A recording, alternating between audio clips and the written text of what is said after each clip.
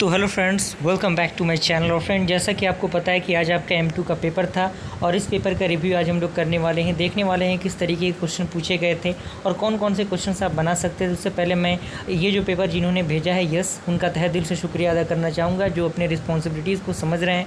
क्योंकि कहीं ना कहीं ये टास्क है आपके लिए कि जैसे ही पेपर हो जाता है आप सेंड कर देंगे तो मैं उस पर वीडियो बना पाऊँगा। ओके, कहीं ना कहीं आप लोग के सपोर्ट की वजह से ये चैनल बना हुआ है।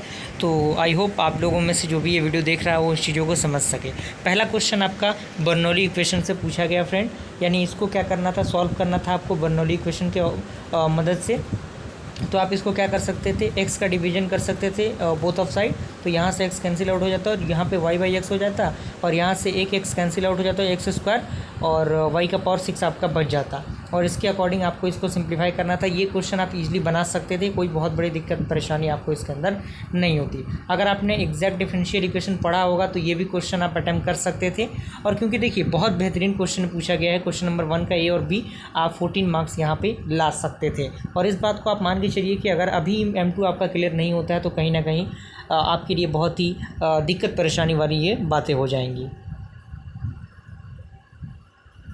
क्वेश्चन फ्रेंड आपके सामने है जो कि 2 का A है। इसको भी आप सॉल्व कर सकते थे। यहाँ पे जहाँ जहाँ कैपिटल D है वहाँ M आपको पुट कर देना है और जो इक्वेशन है उसको फाइंड आउट कर लेना है और उसके अकॉर्डिंग आपको वैल्यू को निकाल के इस इक्वेशन को आप इजीली सॉल्व कर सकते थे। ये भी क्वेश्चन आपसे बन सकता था। हो सकता है कि ये क्वेश्चन आपको डिस्टर्ब किया हो, तो फिलहाल हमें इससे मतलब नहीं, इससे मतलब है 21 मार्क्स के क्वेश्चन हमने बना लिए। मान लीजिए कि अगर आंसर गलत भी आता है तो उससे मतलब नहीं, अगर आपने रूल सही तरीके से फॉलो किया तो नंबर आपको मिलेगा। तो 21 मार्क्स यहाँ से आपको मिल गए। इस क्वेश्चन को आप बना सकते थे वेरिएशन ऑफ पैरामीटर से। अगर आपने M2 का वीडियो सीरीज़ देखा होगा हमारे चैनल पे तो आप उसको अच्छी तरीके से इस क्वेश्चन को अटैम्प्ट कर सकते थे, है कि नहीं। तो ये 14 मार्क्स का अकेले वेटेज रखता है क्वेश्चन फ्रेंड। तो मान लीजिए कि इसमें 14 नहीं है, मान लीजिए कि इसमें आपका 7 नंबर ही आ गया। 7 नंबर ही आ गया तो क्या दिक्कत है, वहाँ से 21 मार्क्स, यहाँ से 7 मार्क्स, यहाँ पे कितना हो गया 28 हो गए। मान लीजिए कि काट कूट के अगर नंबर आपका आता है तो 25 नंबर या फिर 20 नंबर तो आपके आ ही जाएंगे। तो पासिंग मार्क्स आप मान लीजिए कि आपने यहाँ तक अभी तक क्रॉस कर लिया। उसके बाद आपको क्या करना है, इस क्वेश्चन को बनाना था। तो हो सकता है कि आपका 4 का A आपसे मान लीजिए कि इनकेस नहीं बना होगा, लेकिन 4 का B तो आप इजीली बना सकते थे। जहाँ जहाँ कैपिटल D है वहाँ M आपको पुट कर देना है और जो इक्वेशन है उसके अकॉर्डिंग वैल्यू को फाइंड आउट कर लेना है। और ये आपका पार्शियल डिफरेंशियल इक्वेशन को सॉल्व करना था। इसको भी आप इजीली सॉल्व कर सकते थे, है कि नहीं।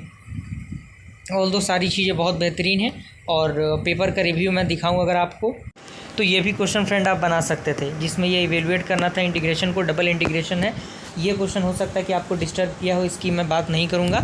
लेकिन फिलहाल आप ग्रीन्स थ्योरम को देखिए। मैंने बताया था कि लास्ट जो यूनिट है जिसमें वेक्टर्स आपको मिलेंगे और वेक्टर्स से रिलेटेड जो ग्रीन्स थ्योरम है, स्टोक्स थ्योरम है, वो काफ़ी इंपॉर्टेंट थ्योरम्स थे। मैंने इंपॉर्टेंट टॉपिक में भी इस टॉपिक को बताया था कि इस टॉपिक को आप लोग कर लीजिएगा।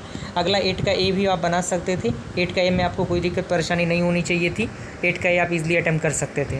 और 8 का B आपके सामने इंटरफेस पे है। ये सिंपल सा जो फार्मूला होता है उस फार्मूला के बारे में पूछा गया है इसमें, तो आप इसको बना सकते हैं। तो ऑल्दो अगर मैं बात करूं पेपर के लेवल की, तो अगर कोई स्टूडेंट को लग रहा होगा कि पेपर का लेवल बहुत हार्ड है तो कहीं ना कहीं उनको ज़्यादा रिवीजन की ज़रूरत है, ज़्यादा रिसर्च की ज़रूरत है। इस बात को आप मानिए। और बिल्कुल पेपर आपका हार्ड नहीं था। इतने क्वेश्चन ज़रूर थे कि आप एग्जामिनेशन में 40+ मार्क्स ला सकें। इतने क्वेश्चन तो ज़रूर थे, इस बात को आप मानिए। अपनी इस सच्चाई से मुँह मत मुड़िए आप। अगर आपको लगता है कि आपका पेपर हार्ड था तो ये कहीं ना कहीं आपकी गलतफहमी है। और मैं पूरी उम्मीद करता हूँ कि इस बार का पेपर आपका M2 का ज़रूर क्लियर होगा। जितने भी बैक के स्टूडेंट थे, जिनका ईयर बैक है, सेमेस्टर बैक है, उन सारे स्टूडेंट का इस बार M2 निकलना चाहिए। क्योंकि बहुत ज़्यादा कॉम्प्लिकेटेड ना हो M2, क्योंकि फर्स्ट टाइम में ही M2 अगर निकल जाता तो बेहतर था। तो जो भी चीज़ें आपके सामने हैं, हमारे चैनल के माध्यम से बहुत सारी चीज़ें प्रोवाइड की गई थी जो कि आपके एग्जामिनेशन के लिए बहुत ज़्यादा हेल्पफुल है और आने वाला सेमेस्टर आपके लिए बेहतर से बेहतरीन हो, इसकी मैं पूरी कोशिश कर रहा हूँ। बस आपको सपोर्ट और प्यार को बनाए रखना है। मिलते हैं अगले वीडियो में, तब तक के लिए थैंक यू।